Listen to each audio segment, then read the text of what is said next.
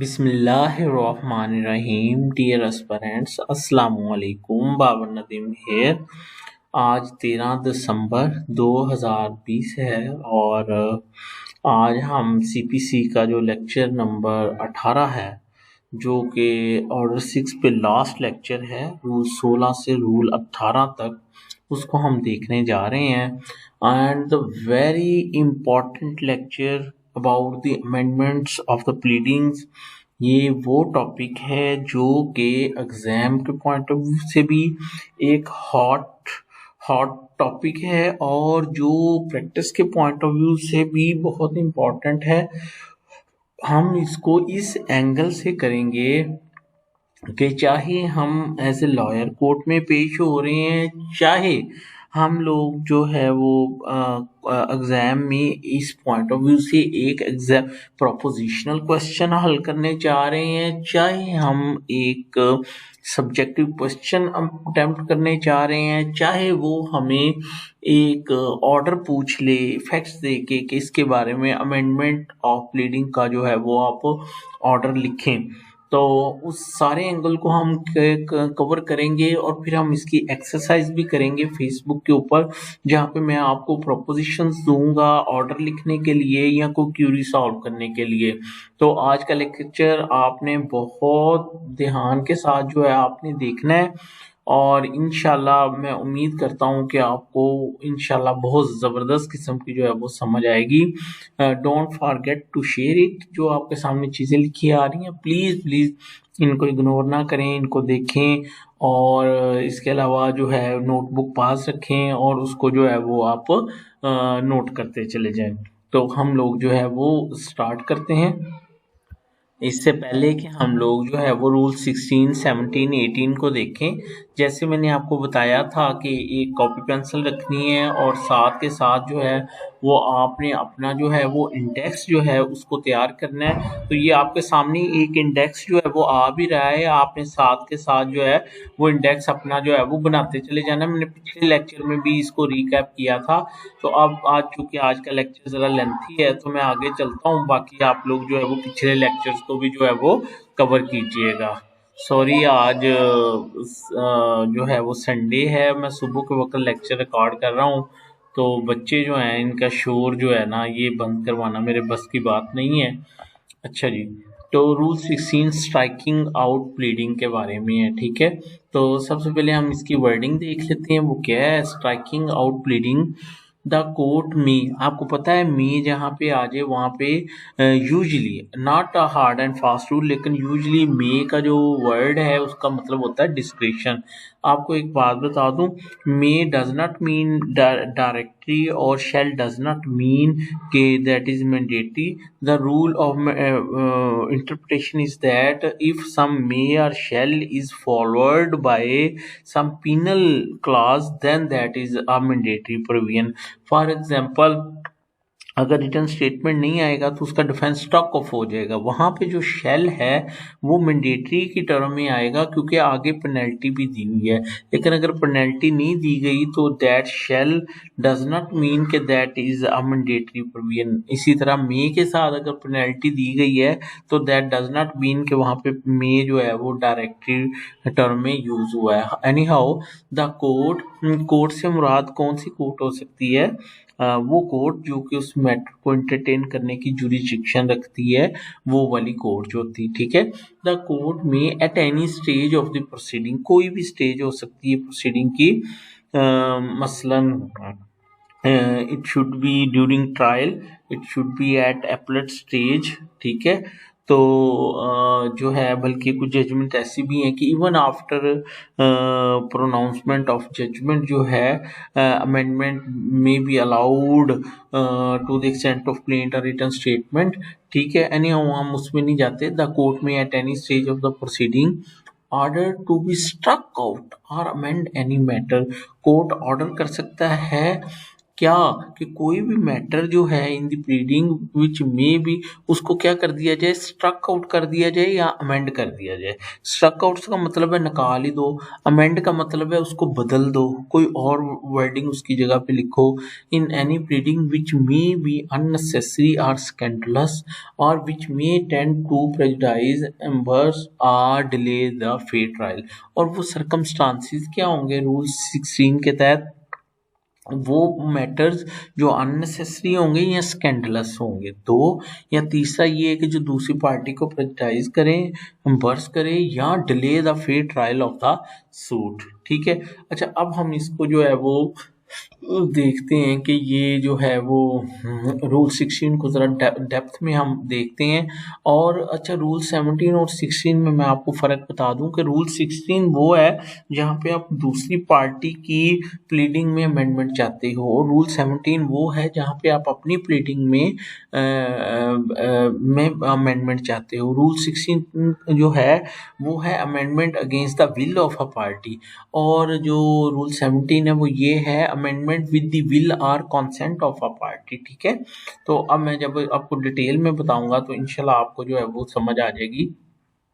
ये देखें, ऊपर मैंने जर्नल एक बात लिखी है, मैंने लिखा है pleading can be amended only and only with the permission of the court. यानी एक जनरल रूल लिखा है कि चाहे वो ऑर्डर 16 रूल 16 के तहत आप अमेंडमेंट चाहते हैं, चाहे आप 17 के तहत चाहते हैं, वो कोर्ट की परमिशन जो है वो ज़रूरी है। लेकिन रूल 16 को सबसे पहले हम कंसेप्चुअली देखते हैं, वो ये है, what I have gathered from Rule 16, the court can order a party to strike out or amend any matter in the pleading। ठीक है, जैसे कि हम पीछे पढ़ के आए हैं कि कोर्ट किसी भी पार्टी को ऑर्डर कर सकता है कि वो किसी भी वर्ड को निकाल दे या उसको सब्स्टिट्यूट कर दे और वर्ड्स के साथ। ठीक है। फिर मैंने ये पढ़ा है conceptually, this order will the court will order to strike out or amend any matter which is unnecessary, जो कि अननेसेसरी है, बिला वजह लिखा हुआ है, उसका कोई तल्लक ही नहीं है, और स्कैंडलस। अच्छा, ये जो आपको ये जो कलर्ड में नजर आएगा ना, ये मैंने कमेंट्री से लिखा है। ठीक है। अच्छा, तो ये जो कलर्ड है ना, ये मैंने जो रिसर्च की है, जो मैंने वो, तो ये जो कलर्ड है, ये जो मैंने वो मसलन किसी बुक वगैरह से जो कमेंट्री वगैरह पढ़ी है आमर रज़ा की बुक से, ये मैंने आप लोगों से लिखी है। और ये मैं आपको बताऊं ज़रा कि ये बुक जो पढ़ते हैं वो क्या है और बेयर एक्ट जो हम करते हैं वो क्या है। देखें, बेयर एक्ट है हमारा प्राइमरी लॉ। ठीक है, वो प्राइमरी सोर्स है। ठीक है।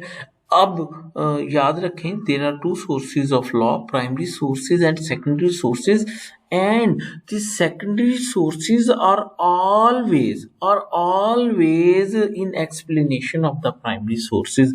यानी वो जो प्राइमरी सोर्स ऑफ लॉ होता है, सेकेंडरी सोर्स उसको क्या करता है, एक्सप्लेन करता है।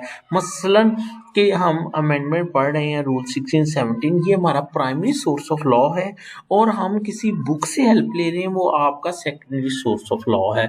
अब जो पेपर्स का स्ट्रक्चर्स आता है, वो आपसे प्रैक्टिकल क्वेश्चन पूछ लेता है, वो आपसे प्रोपोजिशनल क्वेश्चन पूछ लेता है।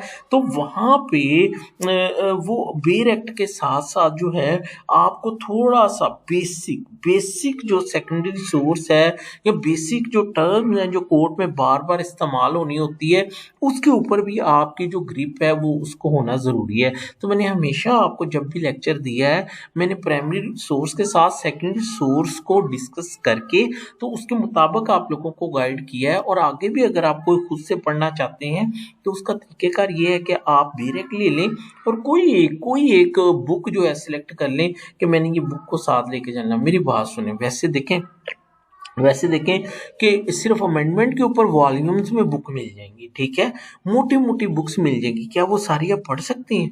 Not at all. क्या वो आपके एग्जाम की रिक्वायरमेंट है? Not at all. तो मैं आपको ये नहीं कह रहा कि मोटी मोटी बुक्स पढ़ना शुरू कर दो और एक टॉपिक के ऊपर 25-25 दिन लगा दो। नहीं नहीं नहीं नहीं, मैं ये नहीं कह रहा। मैं सिर्फ ये कह रहा हूँ कि बेयर एक्ट पढ़ लो और जो टर्म आपको उसमें नहीं आती उसकी एक्सप्लेनेशन की हद तक यहाँ किसी कमेंट्री की बुक में जो पहला पहला पेज होता है ऑब्जेक्ट एंड स्कोप का, उसको पढ़ लो। ज्यादा डेप्थ में पढ़ने की कोशिश नहीं करनी, क्योंकि उससे आपका सिलेबस नहीं कवर होना। ठीक है। तो अब हम दोबारा जो है उस चलते हैं उधर जो हम लोग जो है वो कर रहे थे कि अच्छा अननेसेसरी स्कैंडलस। अच्छा, अब मैंने स्कैंडलस की एक एग्जांपल लिखी है, वो ये है for example, abusive or indecent words used in the pleading. However, nothing is scandalous which is relevant. देखिए मेरी बात सुनिए, एक बंदे ने गलीज किस्म की जुबान इस्तेमाल की है प्लीडिंग के अंदर, तो कोर्ट क्या कर सकती है, उसको कह सकती है कि इसको स्ट्राइक आउट करो अंडर रूल 16। कोर्ट उस पार्टी की विल के अगेंस्ट जाके उसको जो है वो कह सकती है। यहाँ कोई इनडिसेंट वर्ड लिखे हैं, जैसा कि यूजली अब मैं दोहराना नहीं चाहता कि जो आपको पता है लिख दिया जाता है, ठीक है। तो कोई गलत जुबान इस्तेमाल कर दी है और कोर्ट उसको, लेकिन उसका क्राइटेरिया क्या है कि वो वर्डिंग जो है वो इट सेल्फ इन इशू ना हो। मसलन मैं आपको एक मिसाल देता हूँ, अगर डेफेमेशन का केस है और वो शख्स जो है वो प्लीडिंग में ये बताना चाह रहा है कि इसने मेरे बारे में कौन से ऐसे अल्फाज बोले जिसकी वजह से मैं डिफेम हुआ और मेरी रेपुटेशन में फ़र्क आया, तो वो वर्ड बेशक वो इंडेसेंट हो, वो अब्यूसिव हो, लेकिन चूंकि वहाँ पे वो इन इशू होंगे तो लिहाजा उनको जो है वो लिखा जा सकता है। लेकिन अगर वो इररेलेवेंट हैं और रेलेवेंट टू द केस भी नहीं है तो फिर सॉरी, फिर वो कोर्ट उनको क्या करेगा, उनको स्ट्राइक आउट करने का जो है वो ऑर्डर करेगा, ठीक है। होप कि आपको मेरी बात की समझ आ गई। अननेसेसरी तो वेरी वेरी सिंपल, उसकी भी समझ आ जाएगी। अब तीसरी जो ग्राउंड, यानी 3 ग्राउंड्स हैं जिनकी बुनियाद पे अंडर 16 रूल 16 कोड जो है वो अमेंडमेंट की इजाज़त दे सकता है। तीसरा क्या है, which may tend to prejudice, embarrass or delay with the fair trial of the suit। अच्छा, prejudice का क्या मतलब है, किसी को यानी वो तसब का निशाना बनाना, ठीक है। और एम्बर्स का मतलब क्या है जी, किसी को शर्मिंदा करना, ठीक है। या वो फेयर ट्रायल में जो है वो क्या करे कि वो डिले। अब मैंने इसकी एग्जांपल लिखी है, मसलन वेग प्लीडिंग, देखे ना, vague pleading too general without any clear idea of the case. देखें, एक बंदा बिल्कुल गोल मोल बात करके तो वो दावा दायर कर रहा है, तो दूसरी पार्टी को अगर वो समझ ही नहीं आएगी, तो वो प्रेजुडाइज होगी ना वो पार्टी। तो लिहाजा उस सूरत में कोर्ट अंडर 16 उस पार्टी को कह सकता है कि भाई आप ऑर्डर 6 रूल 2 और 4 की जो रिक्वायरमेंट है वो पूरी नहीं कर रहे, लिहाजा आप जो है इसको क्या करो, अपनी प्लीडिंग को जो है वो क्या करो, अमेंड करो और उसको प्रॉपर फॉर्म में लेके आओ। इसी तरह देखे ना, अम्बर्स की मैं आपको मिसाल ये दे सकता हूँ कि ऐसे ही किसी बंदे के ऊपर कीचड़ उछाला जाता है जी कि ये तो करप्ट है जी, ये करप्ट है जी, इसकी तो ये इसका, हालांकि उसको इसमें वो दावे से उसका कोई तल्लक ही नहीं है, तो दूसरे को जलील करने वाली या शर्मिंदा करने वाली बात है ना। तो उस सूरत में भी कोर्ट जो है क्या कर सकती है, अमेंडमेंट का ऑर्डर कर सकती है। फिर एक और एग्जांपल लिखी है, for example serious allegation which are totally relevant to the case. किसी के बारे में उस पर एलिगेशंस लगा देना जबकि वो केस में वो एलिगेशन इन इशू ही ना हो। तो होप के बच्चों आपको मेरी बात की समझ आ गई, ठीक है। अच्छा, the court can exercise the power eight any stage of the proceeding. Yes, at any stage, वो मैं आपको बता चुका हूँ, स्टेज ट्रायल की स्टेज भी हो सकती है, एपलेट स्टेज भी हो सकती है, ठीक है। Power under this rule is discretionary, कि ये जो रूल है, जैसे वो वहां पे मैंने आपको बताया था ना, मे वर्ड तो डिस्क्रेशनरी है। कहता है power under this rule may be exercised on application or suo motu under section 151 of the CPC. देखिए मेरी एक बात सुन लें आप, इसमें नहीं वाज़ेह हो रहा कि ये जो है ये कोर्ट ऑन एप्लीकेशन करेगी या खुद से करेगी। तो रूल 16 में कोर्ट सो मोटो भी पावर को एक्सरसाइज कर सकती है। ये प्रेसिडेंट्स हैं आगे चल के ना, कि कोर्ट अमेंडमेंट का ऑर्डर सो मोटो भी कर सकती है, ठीक है। तो जो है इंशाल्लाह इस पे हम केस लॉ भी ढूंढेंगे, हमने केस लॉ की भी एक्टिविटी शुरू की हुई है। तो कोर्ट सो मोटो भी एक्सरसाइज कर सकती है और on the application of some party भी ऑर्डर कर सकती है। अब मैं रूल 16 को दोबारा पढ़ता हूँ, द कोर्ट में discretion at any stage of the case, yes समझ आ गई, ऑफ द प्रोसीडिंग, ठीक है, order to be struck out और अमेंड, ठीक है, any matter, yes, in any pleading, yes, which may be unnecessary, scandalous or which may tend to prejudice, embarrass or delay the fair trial of the case. Delay the fair trial of the case से क्या मुराद है कि ऐसे ही अलफ लैला की कहानी लिखी हुई है चीज़ों को कॉम्प्लिकेट करने के लिए, तो ऑब्वियसली उससे फिर ट्रायल जो है वो डिले होने का खदशा होगा, तो कोर्ट उसको स्ट्राइक आउट या अमेंड करने का जो है वो ऑर्डर कर सकती है। बच्चों, मैंने आपको रूल 16 जो है वो मैंने आपको एग्जाम पॉइंट ऑफ व्यू से भी बता दिया, प्रैक्टिकल पॉइंट ऑफ व्यू से भी बता दिया। अच्छा, मैं आपको यहाँ पे एक आर्ट बताना चाहता हूँ कि अगर इसी क्वेश्चन को रूल 16 के ऊपर ही वो आपसे नोट पूछ ले कि रूल 16 के ऊपर आप लिखो कोई वो क्या कहते हैं कोई नोट लिखो, तो देखिए मैंने रूल 16 को ही एग्जामिनेशन पॉइंट ऑफ व्यू से कैसे कन्वर्ट किया है, ये देखें। How can I attempt order 6 rule 16। सबसे मैंने लिखा है power of the court under rule 16 क्या है, court can order a party to strike out और amend any matter in the pleading. ठीक है, समझ आ गया आपको। फिर मैं दूसरी हेडिंग क्या बनाऊंगा, circumstances to exercise the power. अब वो सर्कमस्टांसिस कौन से होंगे जिसके तहत the court can exercise the power, के matter is unnecessary, matter is scandalous, the matter may tend to prejudice embarrass the court. तो देखा आपने, मैंने उसी रूल को पकड़ के अपने अल्फाज में क्या किया, एक्सप्लेन। तीसरा क्या है, stage of proceeding to exercise the power, yes at any stage. Nature of the power under rule 16 क्या है, दैट इज डिस्क्रिशनरी। तो आपने देखा मैंने रूल 16 को ही अगर एग्जाम में आ जाए तो मैंने उसको कैसे कन्वर्ट किया है। अभी इसमें ये जो प्रैक्टिकल अप्रोच से जो कलर लिखा हुआ है वो मैंने हेडिंग्स ऐड नहीं की, वो आप खुद भी कर सकते हैं। ठीक है, अब मैं आगे चलूं, अब हम चलते हैं रूल 17 के ऊपर। ठीक है, रूल 17 क्या कहता है, amendment of pleading the court में अगेन में डिस्क्रिशन एट एनी स्टेज, ठीक है, ऑफ द प्रोसीडिंग, ठीक है, अलाउ ईदर पार्टी, किसी भी पार्टी को, टू ऑल्टर और अमेंड। ऑल्टर से मुराद है सब्स्टिट्यूट कर देना, ठीक है, कि उसको एक चीज को उठा के दूसरी चीज रख देना, और अमेंड से मुराद उसमें कुछ चेंजिंग करना। ठीक है, his pleading in such manner and on such terms and condition, in such manner and in such manner कि जैसे कोर्ट कहे। देखें, समटाइम कोर्ट खुद भी प्लेंट के ऊपर ही साइन करके तो दूसरी पार्टी करेक्शन करके अमेंडमेंट के बाद, ठीक है, तो दूसरी पार्टी को कह सकती है इस पे साइन करो। ठीक है, मैनर है ना, and on such terms and condition, ये है कोर्ट कॉस्ट के साथ कह सकती है। ठीक है, कि भाई ठीक है तुम्हें अमेंडमेंट की इजाजत दे रही हूँ लेकिन विद कॉस्ट दे रही हूँ, and all such amendment shall be made as may be necessary. और ये सारी अमेंडमेंट किस लिए होंगी, for the purpose of determining the real questions in controversy between the parties.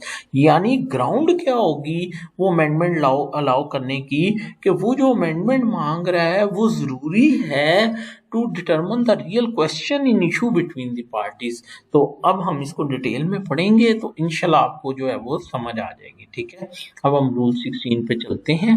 सबसे पहले conceptually what I have learn from order 6 rule 17।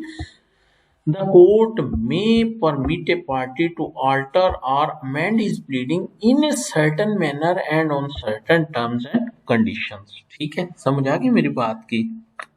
अच्छा, फिर उसके बाद क्या है, the court will allow a party to amend or alter his pleading only if it was necessary for the purpose of determining the real question in controversy between the parties। ठीक है, तो ये हो गया क्या, वो सर्कमस्टांसेस हो गया। और फिर मैंने जो सेकेंडरी सोर्स से सीखा वो ये है, वहां पे भी इजाजत दी जा सकती है where it was necessary to ensure the end of justice. तो बेसिकली ए और बी एक ही ग्राउंड है, लेकिन आप इसको ऐसे करके भी जो है वो लिख सकते हैं। उसके बाद आगे चलता हूं, a party has to apply to the court for permission of alter or amend his pleading। तो अच्छा, रूल 16 में एप्लीकेशन का जिक्र नहीं है, ठीक है, लेकिन यहाँ पे कोई पार्टी को कोर्ट को अप्लाई करना पड़ेगा किस चीज का, वो अमेंडमेंट की परमिशन के लिए, यानी एक एप्लीकेशन देनी पड़ेगी।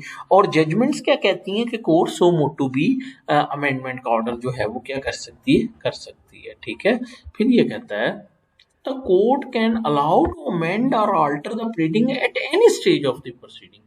ठीक है, आगे मैंने कमेंट्री में क्या पढ़ा है, however However, a party failing to move an application for amendment promptly to the trial court is stopped from moving the same application to the appellate court। जब एक पार्टी के पास मौका था कि वो नीचे वाली कोर्ट को एप्लीकेशन अमेंडमेंट की देती, उसने नहीं दी, तो अब वो शायद ऊपर वाली कोर्ट में जाके ना दे सके। That party is stopped from its contract. ठीक है, अब ये कलर्ड में लिखने का मतलब ये नहीं है कि इसको क्वेश्चन का हिस्सा बनाओ। No no no no no, maximum knowledge आपको दे रहा हूँ। क्या अगर आपको कोई प्रैक्टिकल क्वेश्चन आ जाता है तो आपके पास इतना नॉलेज हो कि आप उसका सोल्यूशन जो है वो ढूंढ सकें। ठीक है, उसके बाद आगे क्या जी, मैंने इस रूल से सीखा, power under this rule is discretionary.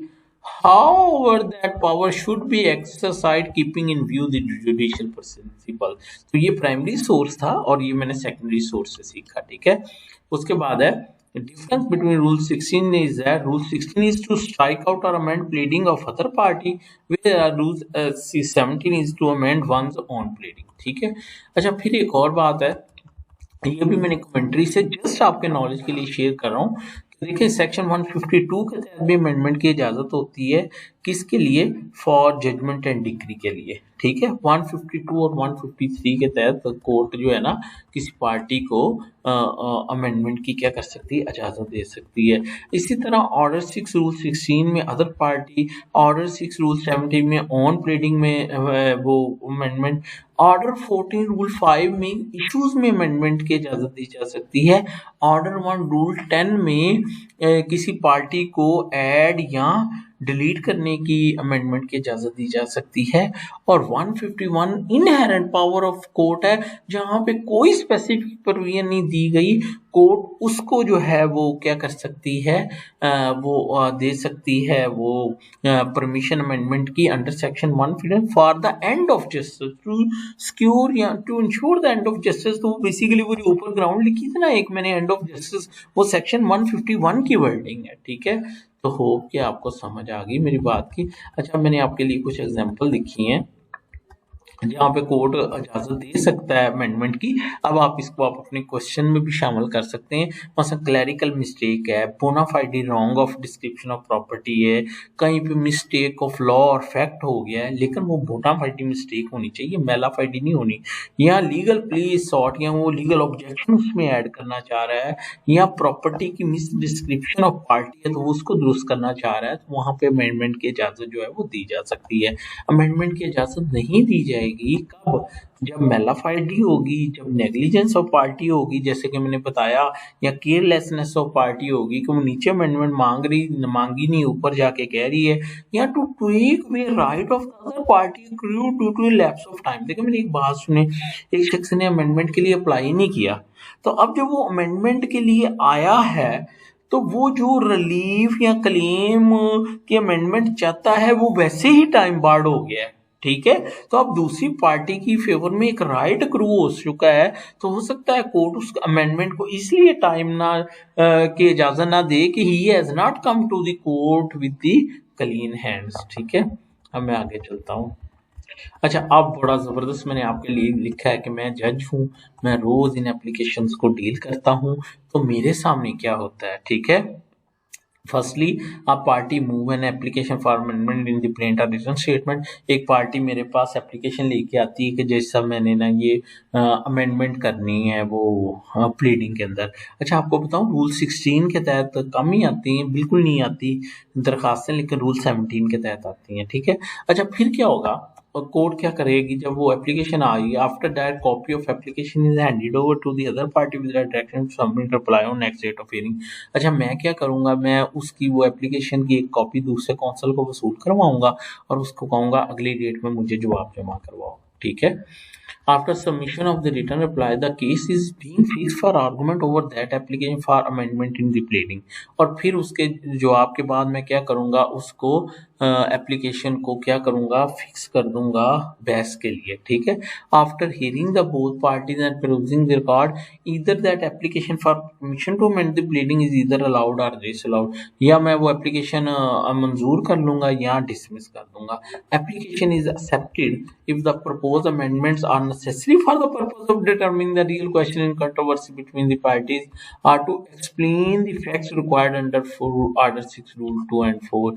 अगर तो वो जो है वो रियल वो यानी क्या है कि वो जो अमेंडमेंट चाह रहा है वो बेसिकली रियल कंट्रोवर्सी के लिए ज़रूरी है, और फिर वो ऑर्डर 2 और 4 के जो फैक्ट्स हैं उन्हीं को एक्सप्लेन करने के लिए तो मैं इजाज़त दे दूंगा, लेकिन अब मैं वो एप्लीकेशन खारिज कर दूंगा अब if propose amendment is in violation of the order 6 rule 7 departure. जब वो नया क्लेम सेटअप करना चाह रहा है, एक नई बात कहना चाह रहा है, एक नया कॉज ऑफ एक्शन लेके आना चाह रहा है, तो तब मैं उसकी एप्लीकेशन जो है उसको क्या कर दूंगा, खारिज कर दूंगा। इंशाल्लाह हम इसके ऊपर जो है वो भी करेंगे, एक्सरसाइज भी करेंगे। वेयर प्रपोज अमेंडमेंट्स आर, हाँ, मसलन टू फिल द लकूना, तो मैं उसकी एप्लीकेशन क्या करूंगा। अब ये भी आप अपनी ग्राउंड में शामिल कर सकते हैं, ये तो मैं अपना एक्सपीरियंस बता रहा हूँ ना आपको। यहाँ to set up a new claim or leave, वही डिपार्चर है ना, but where claim or leave mistakenly left amendment में भी अलाउ।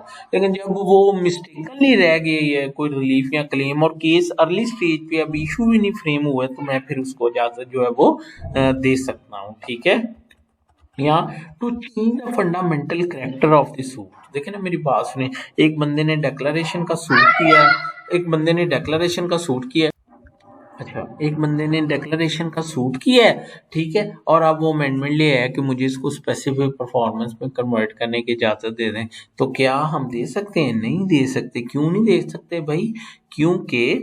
क्योंकि वो अपना रिलीफ और अपना क्लेम जो है उसको क्या करना चाह रहा है, नया क्लेम सेटअप करना चाह रहा है, नया रिलीफ सेटअप करना चाह रहा है, नया कॉज ऑफ एक्शन जो है वो सेटअप कर सकता है। लेकिन अगर ऐसे हो कि सूट तो उसने डिक्लेरेशन का किया है, लेकिन जो उसकी प्लेंट की बॉडी है वो स्पेसिफिक परफॉर्मेंस वाली है, तो फिर मैं आंखें बंद करके उसको इजाजत दे दूंगा। क्यों बोला? क्योंकि इन फैक्ट उसने स्पेसिफिक परफॉर्मेंस का ही दावा किया है, लेकिन टाइटल में उसने डिक्लेरेशन लिख दी है, या उसने स्पेसिफिक परफॉर्मेंस वाली वर्डिंग नहीं लिखी, और सॉरी स्पेसिफिक वर्ड का वर्ड नहीं लिखा, लेकिन उसकी इस्तदा यही है कि जनाब ये अपने बाकी पैसे ले और प्रॉपर्टी, चुप कर जा, सॉरी, अच्छा, तो वो जो है वो जो है वो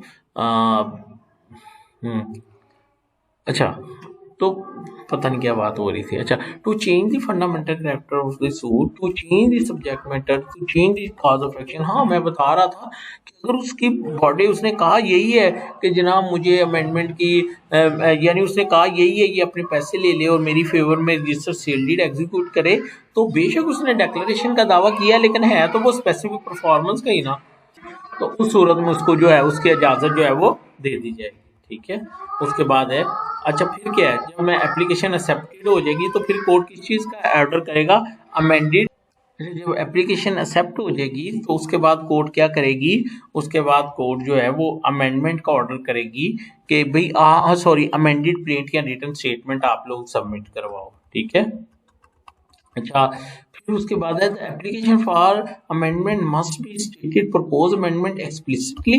जो वो अमेंडमेंट करवाना चाह रहा है ना अपनी उसमें अपनी प्लेंट में जो एप्लीकेशन देगा वो स्पेसिफिकली डबल कोट्स में लिखेगा कि जनाब मैं ये अमेंडमेंट चाहता हूँ। ठीक है, और कोर्ट जब उसको इजाजत देगी ना, ऑर्डर करेगी, तो कोर्ट भी अपने ऑर्डर में लिखेगी कि वो एग्जैक्टली ये वर्ड की उसको जो है मैं उसको क्या करता हूँ, इजाजत देता हूँ। यानी जो अमेंडमेंट वो चाहता है उसको भी वो वाज़ेह अल्फाज लिखे मैं ये अमेंडमेंट चाहता हूँ, और कोर्ट भी जब ऑर्डर करेगी तो कोर्ट भी लिखेगी कि ये अमेंडमेंट वो कर सकता है। उसके बाद मैंने इसको एग्जाम पॉइंट ऑफ व्यू से ऐसे अटेम्प्ट किया है। सबसे पहले power of the court under rule 617 क्या है जी? The court may permit a party to alter amend his pleading in a certain manner or certain condition. फिर सर्कमस्टांसेस क्या होंगे? where there is a real necessity for purpose of determining real question in controversy between the parties, और prerequisite to invoke the provision of order 6 rule 17 क्या होंगे? कि an application is to be moved to seek permission of the court for amendment। ठीक है, ये prerequisite है। ये आपके लिए बड़ी अच्छी हेडिंग होगी कि पहले एक एप्लीकेशन आएगी तो कोर्ट क्या करेगी, लेकिन वो जो हमने कमेंट्री में पढ़ा, कलर्ड में पढ़ा कि कोर्ट सो मोटो भी इसको कर सकती है। ठीक है, और स्टेजेस क्या होंगे? Eight any stage of the proceeding. और इसके अंदर रूल 16 के अंदर उसकी नेचर क्या होगी, वो होगी डिस्क्रिशनरी होगी।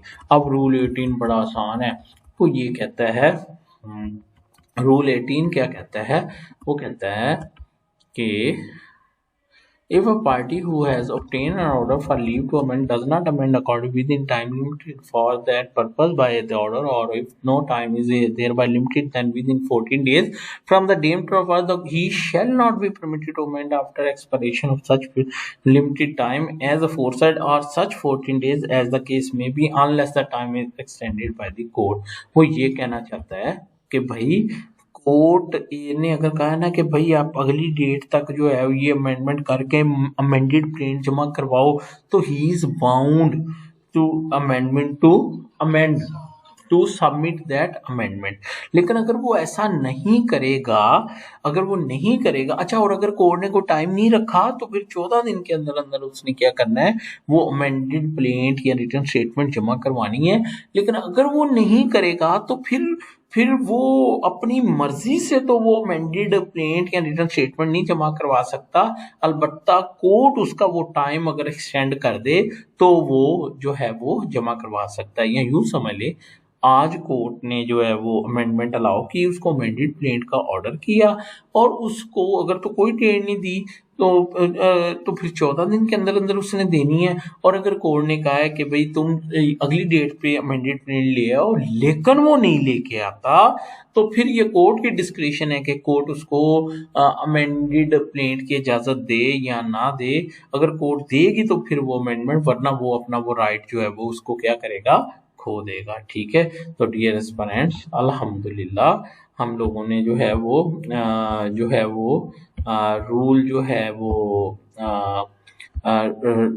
रूल जो है वो 16, 17, 18 हमने बड़ी अच्छी तरह से देखे हैं। होप कि आप लोगों को समझ आई है। आप कमेंट ज़रूर कीजिएगा, हम इंशाल्लाह इसकी एक्सरसाइज भी करेंगे।